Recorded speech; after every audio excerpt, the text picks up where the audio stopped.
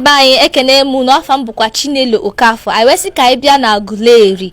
Na ebe na akpọ Obu God. Anya anugo si na ebe anu aba ebe ndị Igbo si wee pụta. Ụfọdụ ndị na-asị no nri, ụfọdụ ndị na-asị no Aguleri, ụfọdụ ndị na-asị no Ọkụzụ. Adịmatọgọchi mana asị ka ibia ebe ka imalụkwa na ebe bụ ebe Igbo Amaka. Mana Igbo Amaka bụ na ịmakwa ebe isi. I wesi ka ibia nụlụ n'ọnụ ndị ka anyị wee malụ ka anyị malụ ife mele ji wee si na ndị Igbo si na Obu God. Sonyere anyị na njem nke anyị ga-eje ka anyị wetara gị nke otu ndị Igbo si wee bido na ebe ha si wee bido. Agakwa n'ebe ọbụla ka anyị jee.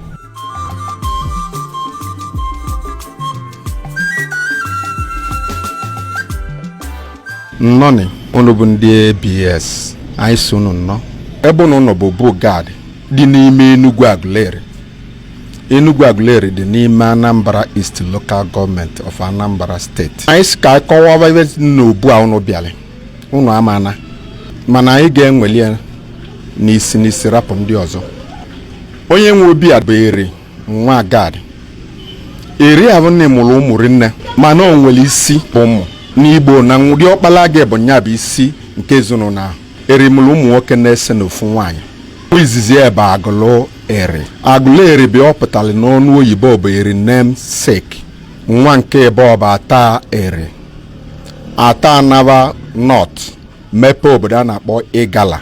Nwa nke eti abụ ọba Eri. Ọba anaba West mepe obodo a na-akpọ Benin wee gbadaluo n'ebe a na-akpọ Ife. Nke nọ bụ Igbo. Ọ bụ ihe ịtụnanya na Igbo amụtara nwa nwoke na nwaanyị ka ọ mụrụ. Nwa nke ise bụrụ Menri mụrụ Jukuns Idoma TVs. Diọkpala Menri bụ ọkpụ. Ije n'Ivita Aguleri ị ga-ekwu dị ọkpụ ka nọ n'Ivita Aguleri till today.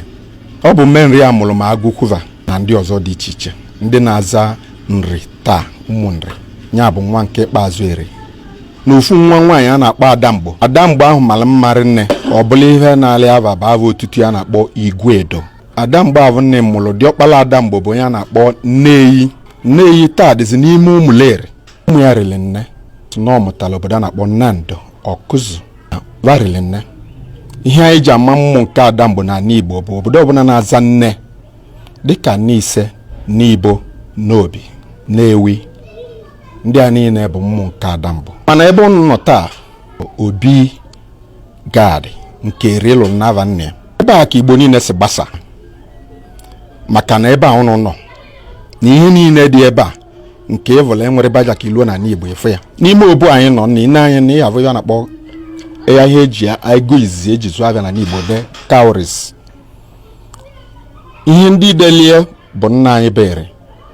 Ihe anyị ji mara na ọbara ulu bụ ụmụnne anyị ndị Israel chọrọ anyị bịa fa gụzie anya n'ọnụ bebe ma anyị bụ ndị nwunye nwere dịka ịchọ mma anyị ya nwere ya na asụsụ maọbụ na onwere ihe ọ pụtara. Steeri mgbe ahụ anyị na-echekwa ya ị na-anya hụ na-etegị simenti tekwesịzi simenti ka ọ ya lipụ. Isi na-azụ benwe iche gara azụ na ikwudo Eze Agụve. Eze Agụve bụ eze nke ebe ọchịla n'Igbo niile 2960 years ago. Anọ ka dị ndụ. Eze Agụve avụ nne nwụrụ be ini ya ka osisi apụlụ. Mkpụrụ ụbọchị saa o ji nwa ka o sipụrụ n'ini ya. Ọ bụ ihe ịtụnanya. O mewezi ọgwụ mbọsị na ụbọchị nke ọzọ pụve wee pụzuo ịtọ. Ana osi na-ata ahụ nwere ovu mgbọrọgwụ nke egosili na Eze Agụve ka dị ndụ. Dee na ịgbadaga n'azụ na ebe anyị nwere ebe a na-akpọ ya Agbanabụ Ezu na Ọmabala. Agbanabụ Ezu na Ọmabala bụ ebe nna anyị be Eri idolo ụgbọ wee gbagota. Agbanabụ Ezu na Ọmabala bụ ife ndị oyibo na-akpọ ya ndị bịara research na-akpọ ya bụ River of Life. Na Agbanabụ Ezu na Ọmabala enwere piramid dị n'ime ya nke emere na ndị onye jukọcha okweta maka na enwere confluence of Niger and Ọmambala na Ọnịcha ma piramid adịrị ebe ahụ. Enwere confluence of Niger and Benue mana piramid adịrị na the center.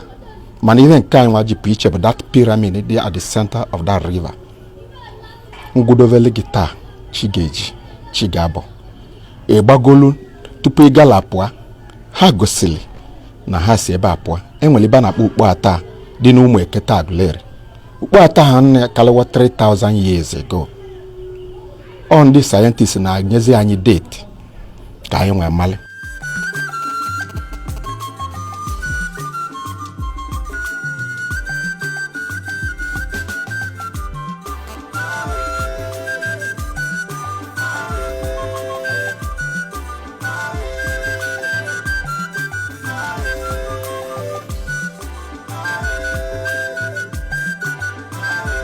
eri mụtala agụlọ eri ololo nne obi ahụ bụ nne ya aba nne ya bụ gad ọlụọ ya na-aba nne ya ebe a ka ọlụ ya nya ka ị nọ ebe a obi gad anyị nọ nne bụ aja ọtọ ka ọ bụ simenti ka anyị tekwasịrị n'elu ebe anyị nọ bụ bụ gad oyibo bịara anyị mechizie ọgwa dị n'ime ọgwa ịsa isi na azụ ma ebe a nchela azụ ba ịba 7 rooms tupu ị nweta ebe eze na nọ mana emechighị ya oyibo abịa emechiwu ya maka na aja ọtọ bụ sọsị ha iji rapụ nke a bụ ka anyị nwere ya na-akọwa akụkọ ebe anyị nọ na ebe nọ bịa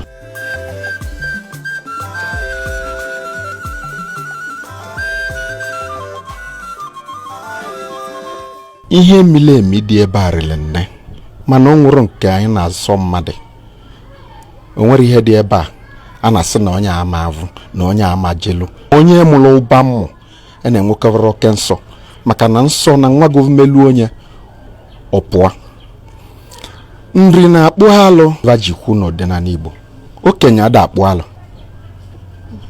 onye na-akpụ alụ bụ ukwu mgbala ọtọ onye na-ekere mmalị nsọ na onye na-akpụ alụ bụ onye na-amara ebe a na-akpọ alụ na-akpụ ya ọ bụrụ okenye mmalị ebe alụ na-akpụ alụ mana onye ji akpụ alụ ọ bụ na-eme nsọ anị onye ga-akpụ ya bụ nwa nwoke ma nwa nwoke aja akpụ ya aja mara ihe bụ nwaanyị ọ ga-agba ọtọ and ọ ja bụrụ nwoke because na tupu nwoke bụrụ alụ nwoke oyichiwe onwe agụdoli onwe kpụ alụ ahụ nsọ ahụ wee si na-arụ onye ahụ wee pụọ nwere ihe a na-akpọ ọfọ Igbo abụrụ mbeche n'osisi nke ha na-ebunyele ka ibera bụ na-ebunyele onye bi bunye ofu okwu na gbam ọ bụ asị ọfọ Igbo bụ mbeche n'okwute nke ọ bụ n'ime igwe ka o si pụta anụ n'ime mmadụ ka ọ na-adị ịnagharị azụ n'akwụkwọ nsọ nke Baịbụl evu na mmụ nke Jacob na 12 sons of Jacob na-ekenyere okike anụ onye ọbụla na-avịa dị na mbechene nke gad dị n'ebe anyị nọ taa ya ka anyị na-akpọ ọfọ Igbo obodo ọbụla na-echigbu eze mma dịka nri na-echi a ha gara bịa ebe a onye nri ga-abịa ebe a nọ mkpụrụ ụbọchị ile na ebo mbọchị oge eme mkpụrụ ụbọchị ile na ebo na-eke enwe dulie eje na-agba na-agba izu na ọmabala eje emiteli ududu eze and emite ududu eze a bụ nye n'aka ọbụna ọbụla eze edulie nava ezili mmadụ eduje mmadụ n'obu a onye ahụ ga-edu na eso n'obu a jeje na-agụkwu nri na 4 days ihe ọ ga-agụdolo eze ahụ ịchụrụ ọfụ bụ do's and don'ts o mee 4 days ebunye ibu ọnata ọbụna ha enweghị eze na beva mbeche na osisi ha na-akpọ ọfọ abụrụ ọfọ Igbo bụ meteoric rock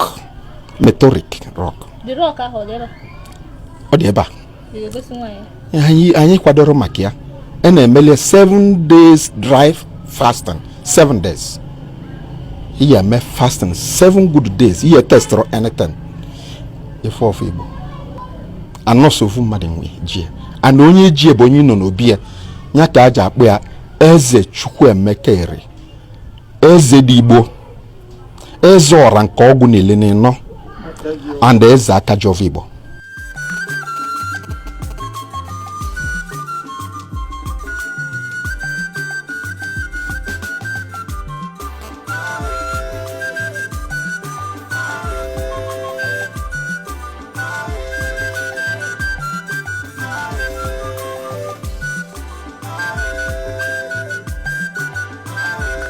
oyibo bịara kposa ihe niile anyị nwere mana sọsọ ebe ọ bụ ife afọlọ na anyị ka ji ebe afọlọ na bụ ịlọ mmụọ agụleri na-ebu ụzọ alọ mmụọ na ala Igbo niile anyị nwere na ji ịkwụnye ihe na ala na ometa mgbe ahụ iji gwupụta ikene Chineke so eze Akajọfọ Igbo na alọ mmụọ n'ọnwa Ọgọst ananụ na-ebukọta Igbo niile ịbịa na eze alọgọ mmụọ and ọlọchazie mmụọ ndị ọzọ alọvọ mmụọ ọzọ nne bụ na-enwere emume na-eme ebe a na-akpọ Eri festival ahụ nne bụ n'ọnwa Nọvemba ka eji eli ya ọ bụ nlote maka nna anyị bụ Eri ndị igwe ndị ọzọ na-amịa n'ụdị nke ọvala ma ebe anyị na-agbara ọvala ihe anyị na-eli bụ olili Eri ilote maka nna anyị bụ Eri ihe ndị ọzọ ụka emebichaghị ya o riri nne anyị nwere olili ọnwa nge ada elizie anyị na-eli ọpụtụ ọ dịrọzi. Anyị na-enwele nzidani ọ dịrọzi. Anyị nwere akwali ọ nọrọzi. Ngwala gị orili nne nne ike jụrụ na oyibo ama mebie bụ ịlọ mmụọ ikene Chineke na obele ji anyị til na ana emetego nnukwu ji. Ndị ụka bịara mee anyị oyibo bụ divide and rule nke na-ekwetara ekwu na-emekọta unu na-emie. O nwere nke dị devilish, o nwere nke na-emele ajive, o nwere nke bụ na-emegide Chukwu. Igbo bụ ihe mali Chukwu tupu ụka bịa. Iji gosi na Igbo bụ ihe mali Chukwu tupu ụka bịa bụ na ava niile anyị na-agwụ na-emetụta Chukwu. Ya ka anyị ji agwụ Chukwu dị, Chukwu Emeka, Chukwu nwe ike, Chukwu na-elo and Chukwu na-enye.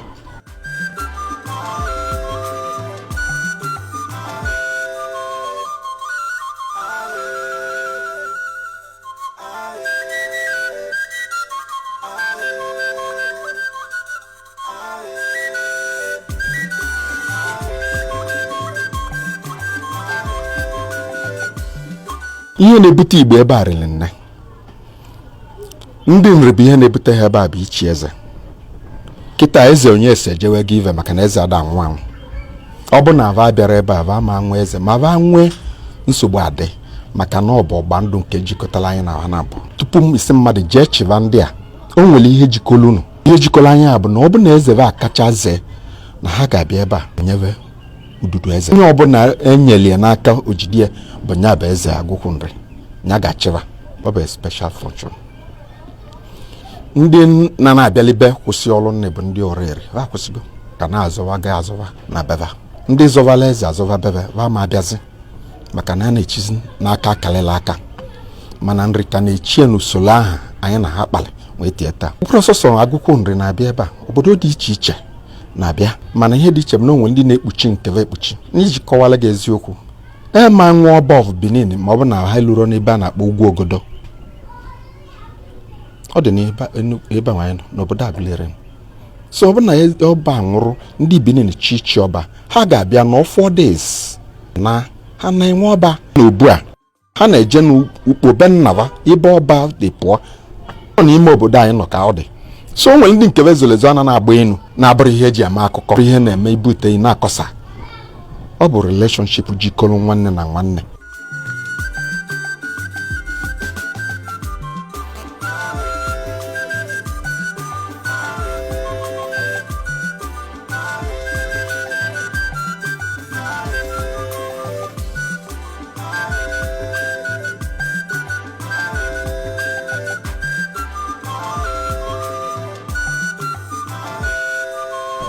Eji m ohere a na-ekene Igbo bụ Igbo wee na-asị Igbo na ndị oyibo si na East and West na home is best. Ebe sọrọ gị ka ịnọdụ Igbo na-ataba n'ụlọ.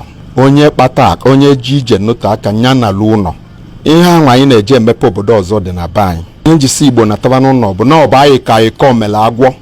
Igbo yikọ ọnụ o nwere ebe ndị ga-akwụba n'iru. Nna mụlụ Igbo bere gozili Igbo rinne. Ngozi ogozili Igbo bụ na ọgwala Igbo na obodo ọbụla ọ na-anọrọ enwere mmepe. Obodo dị na ụwa n'ụwa bụrụ sọsọ Nigeria. Obodo ọbụla dị na ụwa onye Igbo na-anọrọ mmepe adịrị ebe ahụ. Ihe Igbo ihe ngozi enyere Igbo bụ imepe na mmekọ obodo mezie. Ma mmadụ anaghara akwa dị n'ụlọ jebe na akwa dị n'ezi. Ọ bụ na Igbo elote taa na obu gad dị n'Enugu Agụleri nke eri nnava debele bụ ebe nzukọva. Ihe ọbụla ha zụrụ aka inwe nneva nwe. Ije na Nigerian flag ivu green white green, that white dị na center bụ Igbo eri nna anyị bụ eri dị ahụ. Isi ka idebe isi n'isi green ede ide NIG ọ dị na green nke ọzọ, ERI adị na white, A adị na nke ọzọ, ike enye ịtọ ọ bụrụ Hausa, Igbo and Yoruba. Nke gosiri na Igbo nọ n'etiti. Igbo nọ n'etiti Yoruba na Hausa. Eri bụ nna anyị bụ nya mụtara anyị. Nwe na-ayụ Igbo kaba chen na viru rapụzie tigbuo ozugbo. Ibulu onye Igbo iche ekpe ekpele kpọọ Chukwu na Chukwu kechara mmadụ tinye onwe n'ime mmadụ ka anyị yikọ ayikọ.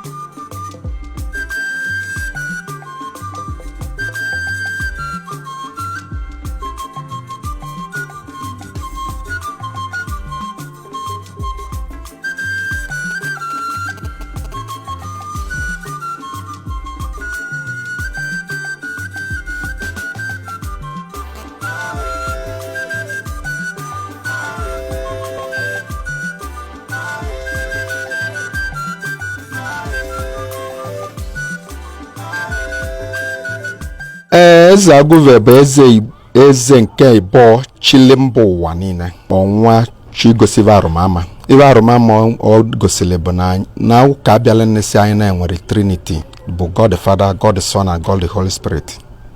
Mgbe unu gele ntị a na-aga ọjị kịta bụ nna anyị, ọjị na-atọ ka Aguleri na-eche. Ihe anyị na-eche nne bụ ọjị ịtọ. Ọjị ịtọ ahụ anyị na-eche nne na mbido izi anyị bụ ụmụ eri na ebe a. Ụmụ eri a na ebe a nne bụ eche ọjị na-atọ. The people of Idu enwere ovu ọjị. The people of ọjị ọba enwere ovu ọjị. Eri nke nọ na bia ebe agụlụ nwere agọ the third one. Ọgọchazịa ụmụnne ndị ọzọ na-agwa nke wụkwasịa ekele onye ọbụla. Nya bụ na Igbo bụ Igbo ezuo. N'ime ka ọ gosi gị na ọ bụ eziokwu, ihe ahụ anyị na-akpọ ọjị bụ ọdịnala ijikọla Igbo. Ya bụ ọjị. Ụka si na-enwere Chukwu na-atọ dị n'ime ovu Chukwu. Nna anyị bụ eze Aguve nwee nwụrụ wee gosi na mmadụ ada anwụ anwụ na eze na-adị ndụ ruo mgbe ebi ebi. Ya ka aja sị ndị na-echi igwe na si igwe ije adị o, ma eze na-adị ndụ ruo mgbe ebi ebi. Eze Aguve nwee nwụrụ wee pụọ osisi na-ata ahụ nwee nwe ovu mgbọrọgwụ. Ọ na-egosi anyị, ọ na-enye anyị symbol of Trinity. Trinity a bụ n'Igbo Igbo nwe Hausa na Yoruba. Ọ na-egosi anyị na Aguleri akwụ na-atọ ọjị na-atọ na anyị na-eme nne na ọ bụ eziokwu n'ebe Chukwu nọ. Chukwu nke nna, nke nwa na nke mmụọ nsọ. Ọ na-egosikwu anyị na mmụọ nke eri n'ebe a dịka m gwara gị na ata migrated north, ọba migrated west, Mary migrated north east, ọmata agụlụ adamgbo n'Igbo. 5 Igbo speaking states bụ mmadụ ita mụtalaba Aguleri, adamgbo n'Igbo. Ha bụ ndị n'ebe a. Gịnị ka Igbo kedu ihe afa Igbo si bịa? Igbo si anyị ji aza ndị Igbo bụ na nwanne anyị bụ Igbo, nwanne nna anyị bụ Igbo amụtara nwa nwoke adamgbo na agụlụ wee sị na ava Igbo ama avụ. Ndị oyibo na-akpọ ya being your brother's keeper. Ọ mara pa baba nwa zava nwanne veni ka ọ nọ oyalivu. Ya ka anyị ji aza ndị Igbo na anyị Igbo amụrụ anyị na nna anyị tọrọ Igbo. Mana maka na ivi na ọ nwere nwa nwoke na ụdị ọkpa nwoke na-ebichi n'ọkpụ ụlọ ma na-ata agbanwe avava wazavazia ndị Igbo. So nkwudowele gị maka eze Aguve nke anyị na-akpọ the Trinity Tree. Orie nne mmagụtalile lulu ili bụ ihe rụba amị. Otu ọ dị na-abụ eze Aguve, ihe ọbụla bụ mkpa gị na-emechuru iru mmadụ, na-abụrụ igbo mmadụ, na-abụrụ imegide mmadụ, ije na eze Aguve kpee ekpele ya onye ilu inwe maka na ọ dịlide asọ wee luo n'ọnwụ ma dị ndụ.